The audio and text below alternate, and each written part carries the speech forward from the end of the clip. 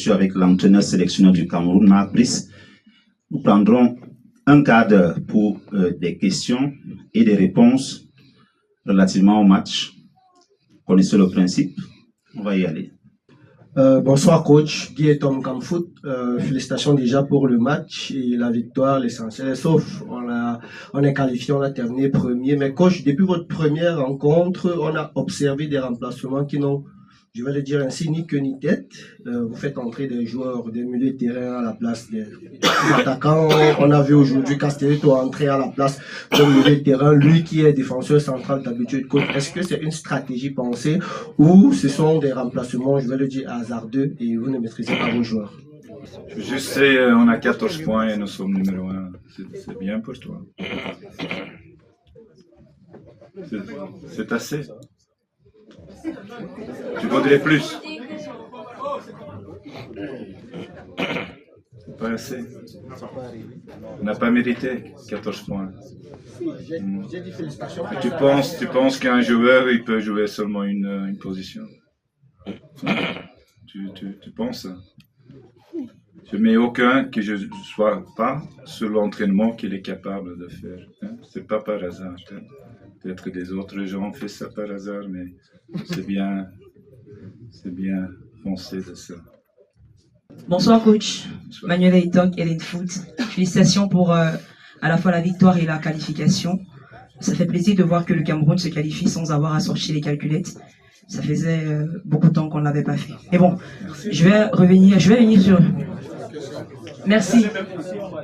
Je vais venir sur ma question, coach. Vous savez, très souvent avec les Lions Indomptables, on avait l'habitude d'avoir des séances d'entraînement ouvertes au public, avec de la presse également. Sauf que depuis quelques temps, je vais dire depuis votre arrivée, on a des journalistes qui n'ont pas forcément accès aux joueurs. C'est-à-dire que les séances d'entraînement, je vais parler par exemple de cette trêve internationale, on avait la première séance d'entraînement qui était ouverte pour 30 minutes, on n'en a fait que 12. La dernière séance d'hier, c'était 15 minutes, on n'en a fait que 5. Alors je veux savoir, Monsieur Macbrice, est-ce que vous avez un problème avec la presse camerounaise? Bon, c'est un peu faux, hein. C'est seulement, surtout les derniers jours avant le match, on entraîne tactiquement et on voudrait garder ça pour nous. Le temps que tu dois partir ou pas, c'est pas à moi. Hein. On a réglé ça. Et si le temps est là, il y a toujours quelqu'un qui va demander aux presses pour partir. Mais je ne pense pas personnellement parce que c'est pas comme ça. Mais ouais, on voudrait, la seule chose, c'est pour cacher quelque chose. À certains moments, on va varier dans notre jeu. On voudrait garder ça pour nous et pas pour tous les Camerounais. Joël Wadem, Radio France Internationale. Alors, félicitations pour déjà la victoire et la qualification. Alors, est-ce qu'on peut revenir un peu sur votre bilan après 6 journées? On sait que en 6 journées, vous avez remporté 4 matchs avec 2 matchs nuls. Est-ce que vous pouvez un peu nous faire ce bilan pour nos spectateurs? On l'a fait, on en a avec moins de difficultés, on a gagné cette qualification, 2 matchs en avant. Alors, c'est grâce aux joueurs qui sont très soudés, qui travaillent vraiment bien ensemble, qui sont toujours heureux de venir ici à Cameroun. Même il a souvent un programme très lourd avec leur club. Même il fait tout pour venir ici. Alors, c'est étonné. Je pense que la plupart de presse a pensé le deuxième mi-temps, mais moi je vois le premier mi-temps. C'était d'un niveau très très haut. Normalement, on doit marquer beaucoup plus de buts. On n'a pas fait ça, c'est notre faute. Mais seulement pour te dire, même que c'était trop chaud pour jouer vraiment 90 minutes, mais ils ont résisté à la fin l'agressivité du bien de Zimbabwe. Alors je trouve que c'est mérité. Je suis Eric Villon, Camdis Télévision. Coach, vous avez gagné aujourd'hui. C'était l'essentiel. Vous êtes premier du groupe. Le Cameroun termine premier, c'était l'essentiel, c'était l'objectif. Mais coach, est-ce que vous êtes satisfait de la prestation de votre équipe aujourd'hui? Juste expliquer, ça, on a joué le meilleur mi-temps de quand j'y suis ici. On a marqué minimum 5 buts le premier mi-temps. J'exagère pas, c'est comme ça. Deuxième mi-temps, on a bien commencé, 10 minutes. Et avec le soleil, là, de fatigue, on a donné beaucoup le premier mi-temps et ça coûte un peu le deuxième. Et à la fin, on a résisté. C'est pas, ils ont reçu 10 occasions non plus. On a résisté, on a gagné avec, tout à fait mérité. Franck Lima pour LS Sport International. Je me joins à ceux qui vous ont félicité pour la victoire et pour la première place. Coach, l'évolution des règles ont changé dans le football. Nous sommes passés de 3 remplacements à 5 remplacements. Aujourd'hui, vous avez effectué 3 remplacements. La question que j'aimerais vous poser est celle de savoir qu'est-ce que vous cherchez réellement dans la gestion de votre effectif. Merci. Je comprends les questions, c'est une bonne question. Je dois être honnête, c'est on essaye de trouver des jeunes qui sont très talentueux. Ils ont partout du monde. Et petit à petit, on doit lancer au moment correct. Si on a continué comme le premier mi-temps, ça va être plus vite. Mais maintenant, il y a le match. L'image du match est un peu changée. C'est pour ça que je restais dans ma première 11 et je changeais un peu pour ceux qui sont vraiment fatigués. Alors, c'est dommage pour les jeunes parce que ils ont bien entraîné toute la semaine. Mais j'avais dit ça hier ou avant-hier. On n'est pas ici pour donner des cadeaux. Quand je perds, tu vas commencer à demander des autres questions. Crois-moi, on fait tout pour lancer des jeunes. Comme Baleba, par exemple. Hein. C'était nous qui étions là-bas en spot pour essayer de convaincre lui pour venir ici à Cameroun. Et c'est pas le seul, il y a plusieurs d'autres. Et ça va pas terminer. C'est une évolution. Tu dois toujours essayer d'améliorer, autrement tu vas perdre à la fin. Et on doit éviter ça, mais ça coûte de temps, mais surtout le moment. Le timing est crucial de mettre un jeune. Hein. Je sais de quoi je parle. C'est crucial le moment que tu mets un jeune dans l'équipe. Et le plus important, ça reste toujours la victoire.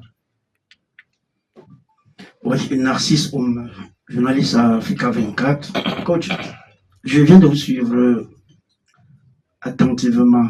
Vous dites que vous êtes là pour rajeunir l'équipe, mais je me rends compte, je dis ça n'engage que moi, que depuis quelques matchs, vous avez le cas par exemple d'aujourd'hui, notre capitaine, comme nous l'appelons, à Bouchou, c'est Aboubakar Vincent, était fatigué, puisqu'il a tout donné en premier mi-temps. Nous avons vu Bassogo, nous avons vu même Koudou, qui n'arrivait plus à jouer au stade.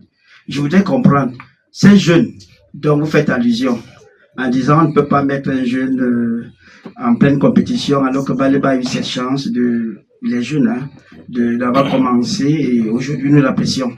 Est-ce que c'est une stratégie? C'est des chances. Ok.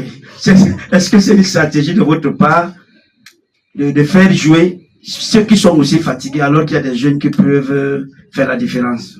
Merci, coach. Merci bien pour la question. Moi, c'est toujours, c'était hier ou avant-hier, on était ici. Il y a beaucoup de critiques sur Vincent. Je ne comprends pas. J'avais dit ça jusqu'à maintenant, c'est mon meilleur attaquant. Il a prouvé ça, le premier mi-temps. Il a très bien joué pour lui-même et pour l'équipe. Alors, c'est un attaquant, il doit jouer comme ça. Et tout est réglé pour prendre lui dehors du terrain, mais à certains moments, ils ont marqué le but.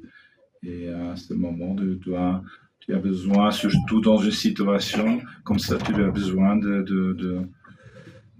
peu d'expérience, un peu des gens qui tiennent le ballon, qui jouent un peu petites choses pour gagner des temps. Et c'est pour ça que je laissais lui sur le terrain. Et normalement, il était... Harrison Ashews, RTV National Station. I would really appreciate an English response. My question is, the Lions had a very great first half. The second half, it was a different game.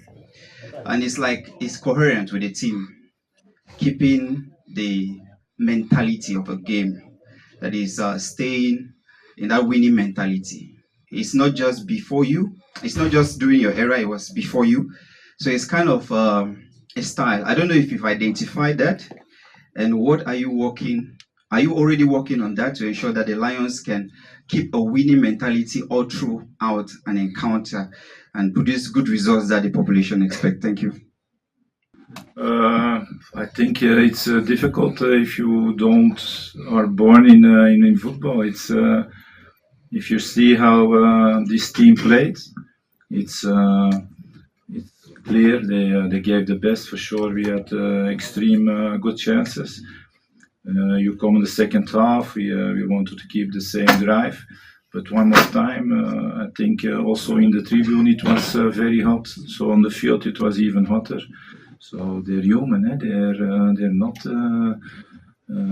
persons from another world. They're human. They suffer. They gave a lot, much more than the opponent. They gave a lot the first half. Is it not normal that they play a little bit less active? So I don't think that we came in difficulties. Just a moment that we came too low because we want to consolidate the 2-0.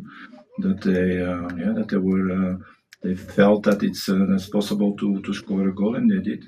But with all due respect, if this is not anymore possible, I invite you to take a trainer who can fix this.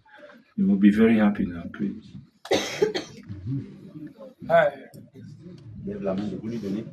Je souhaiterais qu'on termine pour détendre l'atmosphère avec la question d'une dame.